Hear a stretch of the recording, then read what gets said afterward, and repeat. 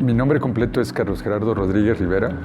Soy nacido en Torreón, Coahuila, en 1959, igual que mis 3 hermanos, de una familia de 4 hermanos, Óscar, Ricardo, Pedro Javier, y mis papás Carlos y Magdalena. Nuestra infancia y adolescencia y mi vida posterior están marcados por la espiritualidad de la Compañía de Jesús, ya que desde la primaria, la secundaria y la preparatoria la hicimos en el colegio Carlos Pereira, que es el colegio de los jesuitas en Torreón, Coahuila, y cuando terminé la preparatoria ingresé al noviciado de 1978. En la casa jugando sobre todo con mi hermano Óscar, mis otros 2 hermanos nacieron 7 años después, y con los compañeros de la escuela, pues participando de las actividades del colegio. Los veranos eran especialmente atractivos porque jugábamos fútbol en la calle, todo tipo de juegos, quedaban muy cerca los terrenos no construidos donde jugábamos béisbol y andábamos en bicicleta, lo cual también era muy agradable para nosotros. Y en las tardes, noches, el bote pateado, ¿verdad? Que era jugar con un bote, patearlo, correr, esconderse, y al que le tocaba al final pues tenía que buscar a todos los demás. Fue una infancia muy alegre para mis hermanos y para mí, igual que la adolescencia. Bueno, como decía, mi vida, la de mis hermanos, la de mis compañeros en aquel entonces estaba marcada por la presencia de los jesuitas en el colegio. Las clases de religión trataban de presentarnos a la persona de Jesús. Eso fue atractivo para mí, pero especialmente el compromiso social que yo viví en mi casa. Mi mamá, no obstante que tenía problemas con sus piernas por las varices, participaba de un programa que tenía con otras mamás del colegio de visitar escuelas federales y hacían exámenes de vista a los niños, de tal manera que si los niños necesitaban anteojos o atención médica con oculistas u oftalmólogos, se gestionaban, se tramitaban de tal manera que los niños de las escuelas públicas pudieran tener lo que necesitaban. Eso para mí fue muy llamativo, e igualmente para aquellos entonces hubo una inundación en el ejido Mairán, muy cercano a la ciudad de Torreón, y mi mamá con otras señoras nos hicieron visitar continuamente el rancho, y ahí pude conocer yo las condiciones de los campesinos, las condiciones que imperaban en el medio rural, y eso también me llamó mucho la atención. En el último año de la preparatoria recibimos la visita de un jesuita que trabajaba en la Tarahumara. Él nos contó de la vida religiosa en la sierra, nos contó del empobrecimiento de las comunidades indígenas, y eso también fue un aliciente más. Y finalmente, la pregunta de, pues, ¿qué sigue después de la prepa? ¿Hacia dónde enfocarnos? ¿Hacia dónde enfilarnos? Y yo vislumbré entonces el camino de la vida religiosa como mi camino. El ir descubriendo que yo había vivido de religión, mas no de fe. Ahora fue un salto muy importante. Gracias a la espiritualidad de San Ignacio de Loyola empezamos a conocer lo que es el discernimiento de espíritus, a conocer más la persona de Ignacio y de los primeros compañeros jesuitas. Eso fue muy importante para mí, en primer lugar. En segundo lugar, me marcó el lugar donde estaba enclavado el noviciado de la Compañía, porque era en una colonia popular de Guadalajara, Jalisco, quizá la última del sur de la ciudad, Lomas de Polanco. Nuestros vecinos, todos de familias obreras, trabajaban, la mayoría de ellos jóvenes y tanto hombres como mujeres, en la zona industrial de Guadalajara. Y eso fue también muy importante para mí, porque fue mi primer contacto con obreros y con obreras, cosa que va a resultar muy importante para mi vida posterior. Y en tercer lugar, sin duda que me fue de mucha relevancia los cambios al interior de la iglesia y los cambios al interior de la Compañía de Jesús. Yo entré en 1978 y 4 años antes la Congregación General 32 de los Jesuitas había delineado la identidad con la cual vivir el espíritu de Ignacio en nuestro tiempo. Y estaba marcado por el servicio de la fe y la promoción de la justicia, ¿verdad? Declarándonos pecadores, pero sin embargo llamados a ser compañeros de Jesús. Eso vino a traer una serie de modificaciones muy importantes en el modo de vida, en las opciones de la compañía, en la orientación teológica, en la incorporación de los estudios de ciencias sociales en la formación de nosotros como religiosos, y todo eso me preparó para incursionar, igual que otros 4 o 5 compañeros, en el medio obrero. Tomé esta decisión luego de 35 años en la orden, y no fue sino el discernimiento aprendido a lo largo de los años, ¿verdad? La claridad y la gracia de Dios que me impulsó para tomar la decisión de entrar al noviciado. Las condiciones comunitarias, las condiciones de la provincia, mi propio seguimiento de Jesús en el compromiso que tenía, de modo que para mí fue importante porque fue un paso también como el del ingreso al noviciado, pues al vacío, ¿verdad? Precisamente la figura bíblica de Abraham estuvo muy presente en el discernimiento de entonces, pues de tomar todo y de caminar a dónde, pues a donde el Señor vaya siguiendo, lo cual me permitió estar varios años en El Salvador y últimamente en África. Recibí 2 cosas, apoyo y respeto, ¿verdad? Tengo un hermano carnal en la Compañía de Jesús, están mis amigos, están mis compañeros de generación, están los que fueron mis superiores. A todos ellos les debo agradecimiento, muchísima gratitud.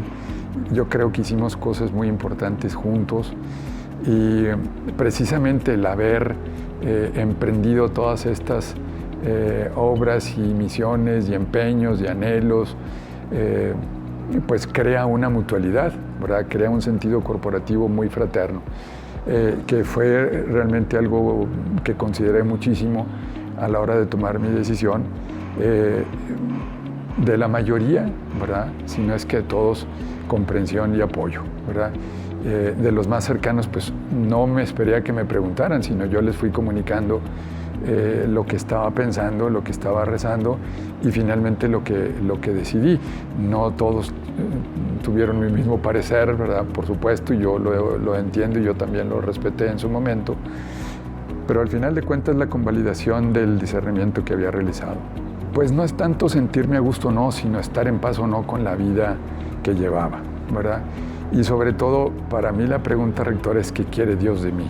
¿Verdad? Sea cómodo o sea incómodo, me lleve a más tranquilidad o me quite la paz.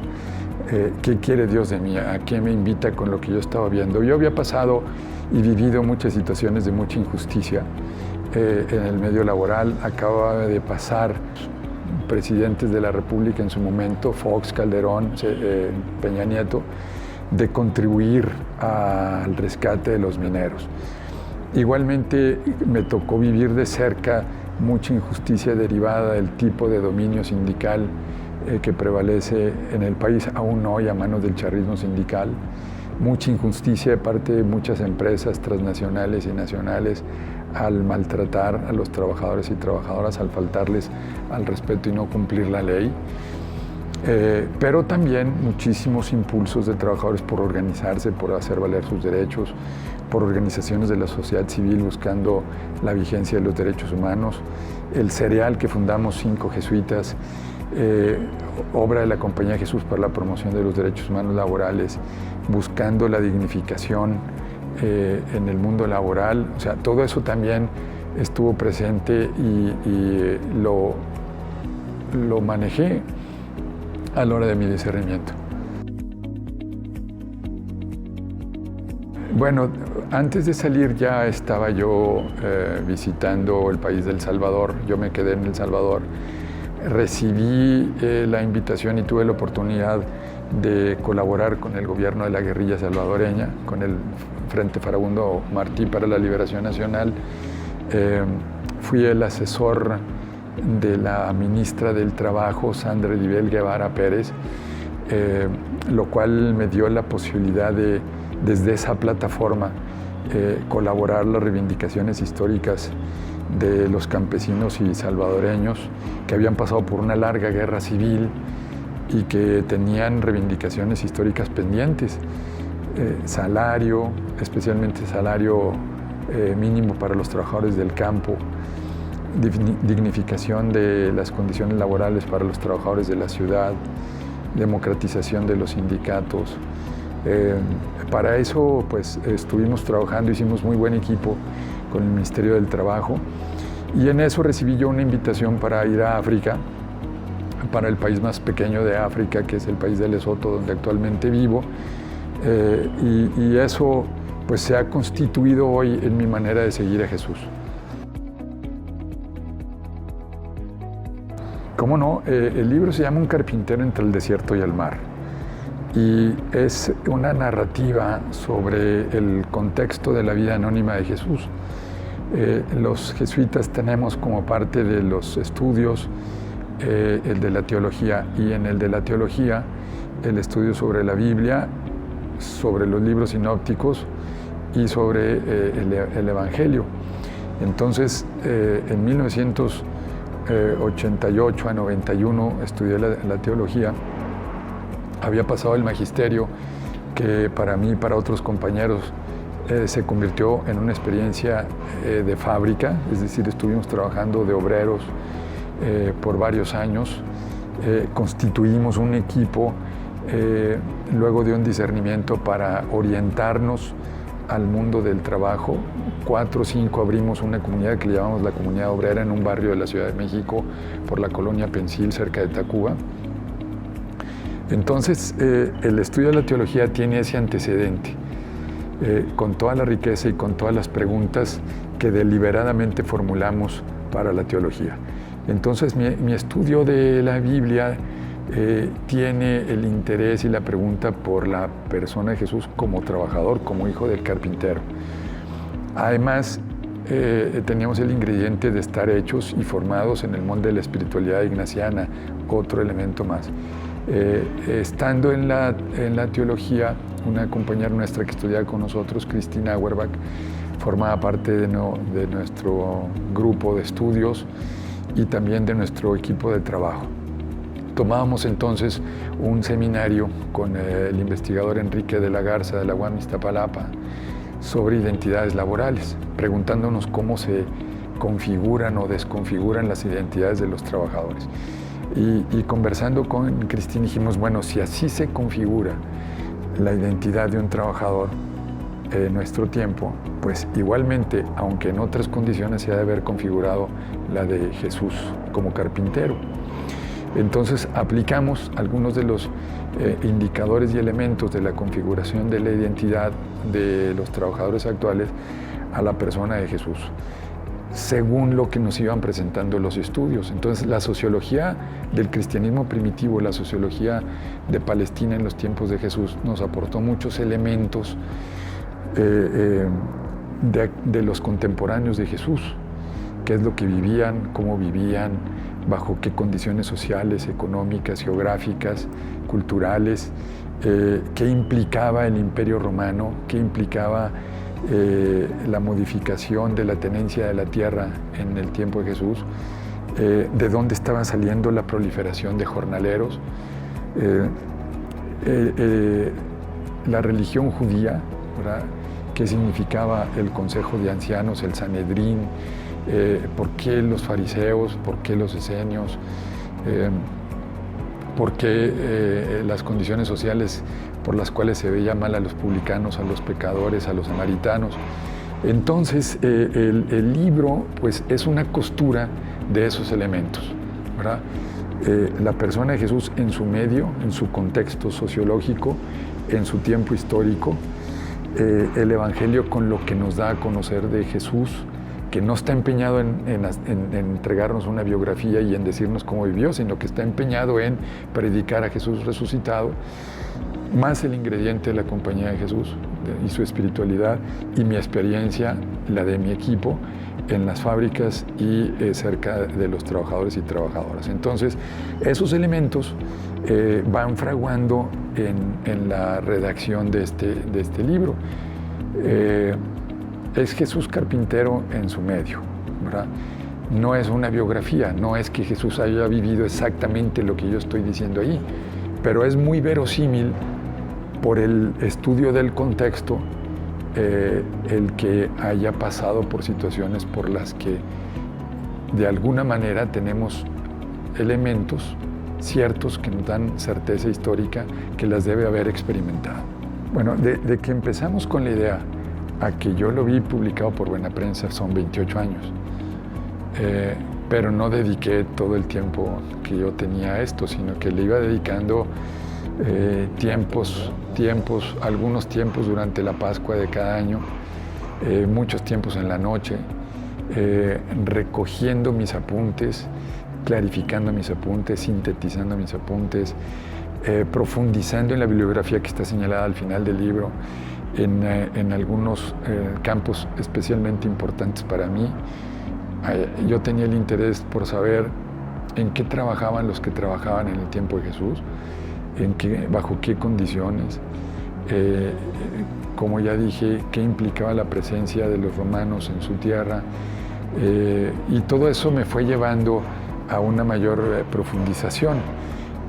Los libros y las investigaciones muy recientes, por ejemplo los franciscanos en Tierra Santa, han arrojado muchos resultados y mucha luz de cómo debe haber sido la vida en Cafarnaún, en Nazaret, en Jerusalén, y todo eso eran elementos que yo no quería que se quedaran en las aulas o en mis apuntes, y que difícilmente mis compañeros o compañeras de las fábricas iban a tener acceso a este tipo de bibliografía, a este tipo de estudios, y muchas veces ni siquiera un curso de Biblia, ¿verdad? Entonces tenía yo en mente el interés de irles contando esa costura, esa integración de elementos en que se convirtió el libro.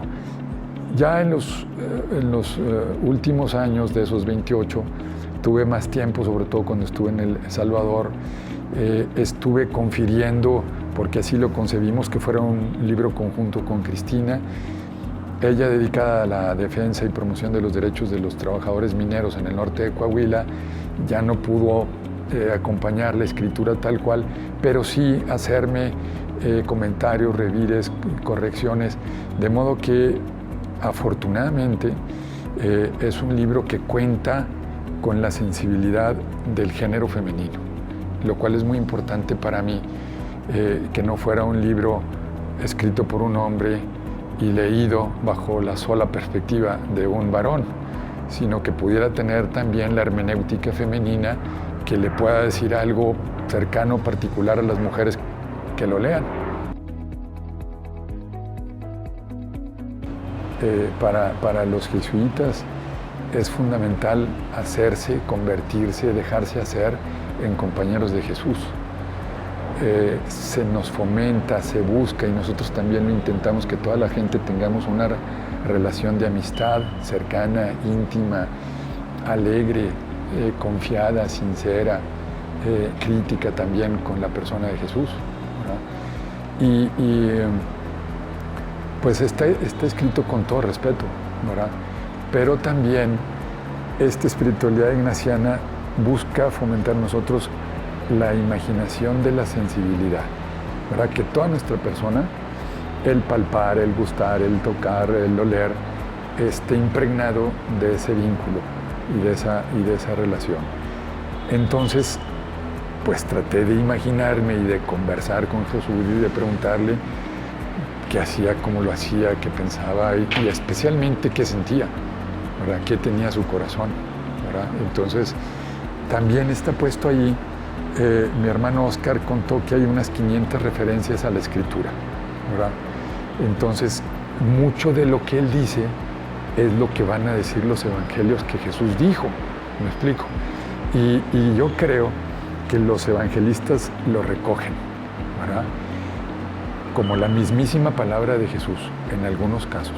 Otros, los evangelios nos dicen probablemente esto no lo habrá dicho tal cual, ¿verdad? Pero creo que toda su experiencia con su pueblo, toda la experiencia en medio de su pueblo, como uno más de su pueblo, va permitiendo que luego se recuperen muchas situaciones en las que muy probablemente vengan de lo que él vivió, pues dichas seguramente de otra manera y en su propia lengua, etcétera, ¿verdad? Pero ahí, y de ahí el tiempo de demora de tener el libro, pues va fraguando de tal manera que pueda haber la mayor fidelidad a sus actitudes, a su persona y a sus palabras, tal como nos las recupera las que vengan del mismo Jesús, los evangelios. Con lo que más batallé fue en recuperar el hilo de la narración y el ritmo de la configuración del texto, ¿verdad? Porque como dije, al no tener un tiempo completo para escribirlo, sino el que haya sido escrito a retazos, hacía que perdiera mucho tiempo en ver lo que había escrito antes, en lo que había leído antes. Entonces, el retomar y volver a retomar es lo que me llevaba mucho tiempo, ¿verdad? Había textos de la bibliografía especializada que yo tenía marcados y luego no me acordaba de por qué los tenía marcados o cómo iba a ser el asunto. Creo yo que eso es una dificultad, digamos, ambiental, ¿verdad? No que tenga que ver directamente con el texto. Y luego otra situación que no siento como dificultad, sino como desafío, era si yo estaba siendo fiel a Jesús o no, ¿verdad? Entonces, para quitarme de esa duda, consulté a mi maestro de novicios, a Pancho López, que fue el maestro de novicios que tuvimos en el noviciado y gran amigo jesuita. Entonces le dije, Pancho, este es mi texto, dime si el Jesús del que estoy hablando es el Jesús del Evangelio, ¿verdad? Igualmente en El Salvador, por fortuna, tuve la amistad incrementada en ese tiempo, porque nosotros estamos en México y en El Salvador, pero al estar yo en El Salvador estaba muy cerca de él, de Juan Hernández Pico, que es el que hace el prólogo. Le decimos de cariño Piquito, y yo con frecuencia iba a platicar con Piquito. De hecho, el último tramo de mi discernimiento vocacional fue con él, de mi decisión. Entonces estábamos, digamos, ambientados en lo que yo estaba viviendo y en lo que yo estaba pasando. Y le dije también, oye, échale un vistazo a este texto para ver, pues, tú qué dices, ¿verdad? Tú eres experto también y tu opinión me será muy importante, ¿verdad? Y como los dos le dieron luz verde, yo me sentí confirmado en mi empeño. Y dije, bueno, mis respetos para estos dos jesuitas, si ellos dos me dan luz verde, incluso Piquito, y lo pone ahí, señala que le parece una cristología novedosa, pues simple y sencillamente porque es el resultado de esa costura y de mi experiencia, de la espiritualidad que yo recibí y de estudiar, ¿verdad? Entonces, la costura es una aportación personal que resultó por los elementos que se reunían en mi persona. Entonces, no eran dificultades, pero eran un desafío importante para mí. Y lo menciono como un desafío importante porque el Evangelio nos pregunta a cada creyente, ¿tú quién dices que es Jesús? ¿Verdad? Entonces, siendo jesuita o no, cristiano o no, a mí me interesaba personalmente contestar esa pregunta, porque es una pregunta personal, ¿verdad? Yo sentí que me preguntan a mí, ¿y tú quién dices que es Jesús? Pues yo voy a decir quién es Jesús para mí, ¿verdad? Entonces es una razón también de una confesión personal, ¿verdad? Convencido también de que en este tiempo la persona de Jesús es relevante para nosotros, es relevante para los niños, para los jóvenes, para los empobrecidos ya no solo de México, sino del planeta. Es relevante ante los problemas que tenemos de desigualdad, de injusticia, de un racismo renovado, de una desigualdad cada vez más incrementada. Jesús es relevante en todas esas situaciones, ¿verdad? Es relevante para nuestros miedos, para nuestras valentías, para nuestras esperanzas, para nuestras desesperanzas. Sigue teniendo mucho que decirnos y tenemos mucho que conocerle. Sería muy pobre, muy pobre nuestra iglesia si vive del culto y de la religión y no de la fe, ¿verdad? Y no del seguimiento de Jesús. También, y lo conversamos mucho con Piquito, siento yo la invitación y la importancia de que rescatemos la humanidad de Jesús, no solo su divinidad, ¿verdad? Los textos de la misa de los domingos, los textos de mucha teología, los textos de mucha cristología, casi todos los textos de la liturgia resaltan la divinidad de Jesús, pero no es resaltada por igual su humanidad. Y Él fue y tuvo la misma naturaleza humana que nosotros. Se enojó, se entristeció, se alegró, se conmovió, igualito que como nos pasa a nosotros, igualito. Entonces, si no consideramos eso, nos perdemos de un gran amigo y nos perdemos de un gran compañero que vivió lo que yo experimento. Y ha sido de las grandes torpezas de la iglesia verse a sí misma y no ver la persona de Jesús, ¿verdad? Ver su propia institución y no ver el Evangelio. De ahí la constante necesidad de conversión de la iglesia y de la vida religiosa y de todos nosotros como creyentes. Y de la iglesia institución hay grandísima responsabilidad, ¿verdad?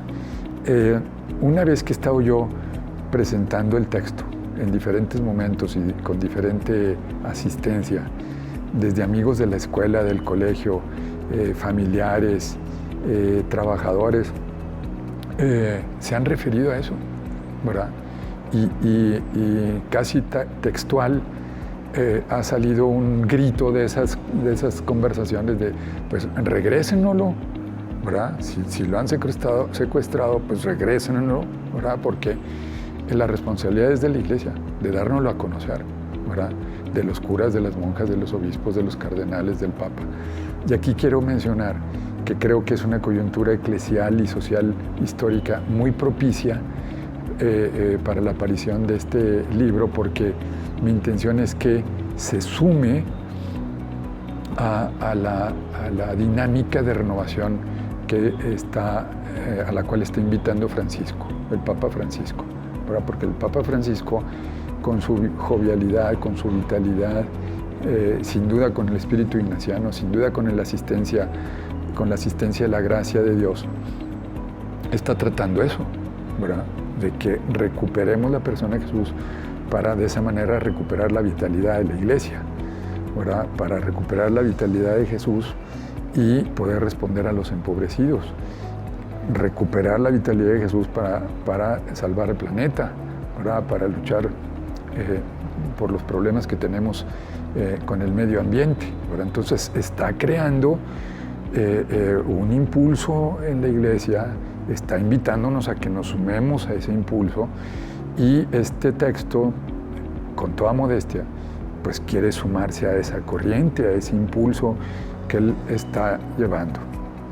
Si uno mira el devenir de la iglesia a través de los siglos, puede uno descubrir, como lo representó Francisco de Asís, que los momentos de revitalización de la iglesia fueron momentos de retomar el Evangelio, de retomar la palabra de Jesús y de dignificar a los pobres, ¿verdad? Porque los pobres estaban luchando por pan y por una vida mejor.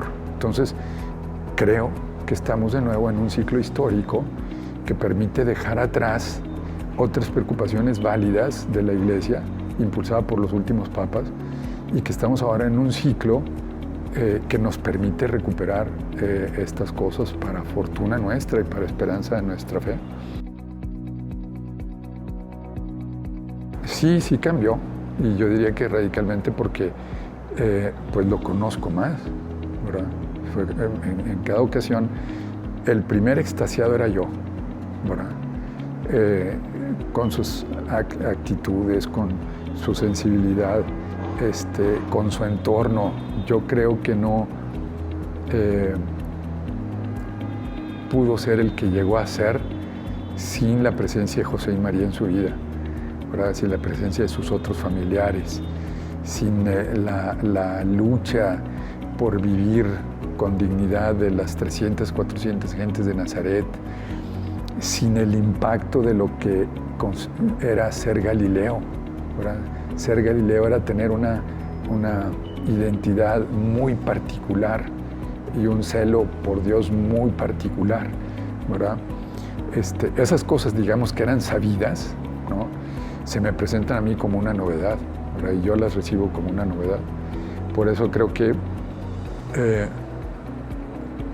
creo haberlo hecho más amigo y más compañero, yo haberme hecho más amigo y más compañero a lo largo del texto y finalmente cuando vi que ya estaba ahí, ¿verdad? ¿Qué fue lo primero que pensaste cuando ya viste tu libro? Bueno, me sentí aliviado, dije, porque yo sentía un compromiso de este texto en particular. He escrito antes otros 7 textos, pero este en particular, porque era una pequeña manera, ¿verdad?, de devolver tanto bien recibido, ¿verdad? Yo recibí muchísimo a través de mi vida, a través de la compañía, a través de los jesuitas, a través del carisma ignaciano, a través de mis compañeros, a través del medio en el que nos encarnamos, ¿verdad? Estuvimos en unas situaciones muy difíciles, muy duras, muy conflictivas, pero igualmente agraciadas, ¿verdad? Preciosas para un carisma de frontera como es el de la compañía, ¿no? Entonces yo sentía una necesidad de corresponder un poquito a tanto bien recibido. Entonces cuando lo veo digo, muy bien, ahí está, ¿verdad? Y creo admiraré por siempre, y de lo cual hablaré es de su sensibilidad, ¿verdad? Es decir, la capacidad para reaccionar ante el dolor, ¿verdad? La capacidad amorosa para reaccionar ante la injusticia, la capacidad fraterna para reaccionar ante la amistad, ¿verdad? Es decir, un extraordinario corazón abierto al otro, ¿verdad?, para captar la situación del otro y hacerse presente, ¿verdad? Cosa, insisto, que pues fue aprendiendo, fue fraguando en el medio en el que vivió, en la vinculación especial que tuvo con su Padre Dios, de tal manera que nosotros entendremos, y lo decimos así, el Sagrado Corazón de Jesús, ¿verdad? Entonces, si en algún lugar, a través del tiempo, simbólicamente reside los sentimientos y las emociones, están en todo nuestro cuerpo, pero simbólicamente se han reflejado así, es porque tiene esa peculiar manera de ser, ¿verdad? Es sumamente poderosa y atractiva, pues que lo lleva a que las personas que toman contacto con él sientan renovada su esperanza de vida. Él tiene la esperanza de convertir el árbol en una silla, ¿verdad?, el tronco en una mesa, y en eso se encuentra con Dios creador, ¿verdad? Dice, si yo transformo, Dios transforma, ¿verdad? Si transformando yo me transformo, Dios transformador nos transforma, por supuesto, pero no solo Jesús, todos los obreros transforman las cosas para nosotros, ¿verdad? Fue una experiencia de Jesús, pero también es una experiencia de los trabajadores cuando no es trabajo enajenado, ¿sí? O sea, de los aceros hacer un carro que nos es de utilidad, ¿verdad? De la vaca de la leche hacer una leche que le dé y alimente a mi hijo, ¿verdad? Los obreros transforman las cosas para nosotros. Por eso me es tan desagradable e incómodo de que no se les retribuya como debe ser. Obreros y obreras, ¿verdad? Sobre todo en procesos no del todo mecanizados, porque ya cuando están del todo mecanizados, pues ya la intervención es mínima. Pero el obrero es transformador de la naturaleza para el bien común, ¿verdad? Por eso es indigno que les tratemos mal. Y es la experiencia de Jesús. No solo para el que vea el libro, sino para el que se acerque a Buena Prensa, ¿verdad? Para el lector de Buena Prensa, mi respeto, mi invitación a que se involucre con los textos, de que le pregunte a los textos, de que se deje preguntar por los textos, ¿verdad? De que pida de buena prensa también, denos a conocer a la persona de Jesús, ¿verdad? Denos a conocer el Evangelio, porque usted es una editorial que tiene una perspectiva cristiana y una espiritualidad ignaciana. Entonces, denos a conocer a San Ignacio, denos a conocer el discernimiento ignaciano, y que eso se convierta pues en compromiso cristiano, ¿verdad? Nuestro país lo necesita más en este momento. Y una palabra también de gratitud a cualquier lector y lectora que se emocione con mi texto tanto como yo.